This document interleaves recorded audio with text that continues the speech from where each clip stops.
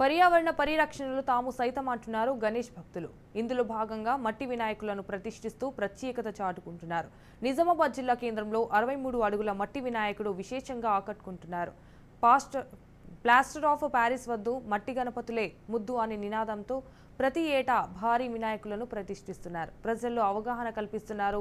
భారీ మట్టి వినాయకునికి సంబంధించి మరింత సమాచారం మా ప్రతినిధి కిషోర్ అందిస్తారు.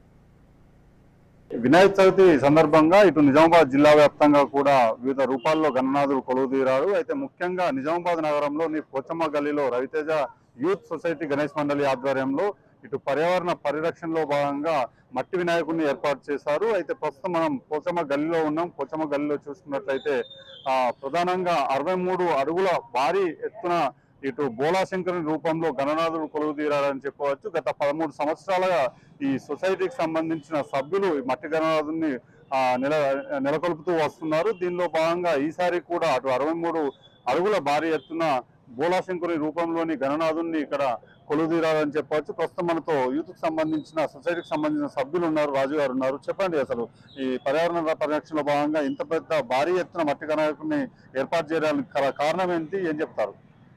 సిల్వర్ జూబ్లీ 2012లో మా సిల్వర్ జూబ్లీ. యాక్చువల్ ఏంటంటే 1987లో మా రవితేజ యూత్ గణేష్ మండలి చిన్నతనంలో చాలు చేశారు.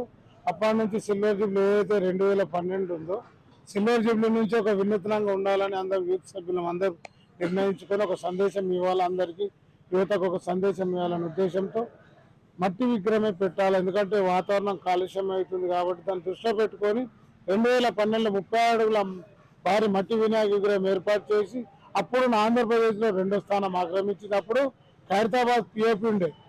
మీరు ఆలోచించాలి, అప్పుడు ఖైరతాబాద్ పిఓపి ఉండే, మా మట్టి గణపతి ఉండే. ఇప్పుడు ఖైరతాబాద్ కూడా మట్టి గణపతి ఏంటంటే దాని ఆలోచన ఏంటి, దానివల్ల సందేశనం అవుతుంది. కాబట్టి అన్ని మండపాలు కూడా మట్టి గణపతిని పూజించండి, పర్యావరణాన్ని కాపాడండి. ఎందుకంటే వాతావరణం కాలుష్యం అవుతుంది, జీవరాశులకు కానీ మానవ కోటికి కానీ అన్ని ప్రమాదం పొందుతుంది. కాబట్టి మీరు అందరూ మట్టి గణపతినే పూజించండి. మీరు చెప్పండి, అసలు ఎక్కడి నుంచి భక్తులు వస్తున్నారు, ఈ ఉద్దేశం ఎందుకు వచ్చింది, తాతతో వచ్చింది, ఎలా ఉన్నది? ఇక్కడ పర్యావరణానికి ఎటువంటి ఆటంకం కలగకుండా అందరిని దృష్టిలో పెట్టుకొని మానవులు అంతరించకుండా ఏం కాకుండా మంచి అందరికి బాగుండాలని చెప్పి ఈ మట్టి గణపతిని తయారు చేయడం జరుగుతుంది. వీళ్ళను ఈ మట్టి గణపతిని కలకత్తా నుంచి కళాకారులను తెప్పించి ఇక్కడే వీళ్ళు నిర్వహించడం జరుగుతుంది. అండ్ ఇక్కడ నిమజ్జనం కూడా ఇక్కడే జరుగుతుంది.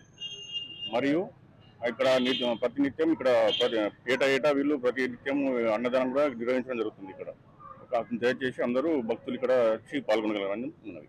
మొత్తానికి ప్లాస్టర్ ఆఫ్ ప్యారిస్ వద్దు ఇటు మట్టి గణపతి ముద్దు అనే దానికి ఇటు రవితేజ యూత్ నిదర్శనంగా నిలుస్తున్నారు అన్నట్టు స్థానికులు చెప్తున్నారు. ఇదే రకంగా యూత్ ని ఆదర్శంగా తీసుకొని అటు జిల్లా వ్యాప్తంగా కూడా పలు చోట్ల ఇటు మట్టి గణపతులను కొలువుదీరుస్తున్న పరిస్థితి మాత్రం కనిపిస్తుంది. మొత్తానికి నిజామాబాద్ జిల్లా కేంద్రంలో కొలువుదీరిన 63 అడుగుల బోలాశంకరుని రూపంలో కొలువుదీరిన గణనాథుని చూసేందుకు అటు నిజామాబాద్ తో పాటు వివిధ జిల్లాల నుంచి కూడా భారీగా భక్తులు ఇక్కడికి విచ్చేసి దర్శించుకుంటున్న పరిస్థితి మాత్రం కనిపిస్తుంది. కెమెరా పర్సన్ శ్రీధర్తో కిషోర్, రాజ్ న్యూస్, నిజామాబాద్ నుంచి.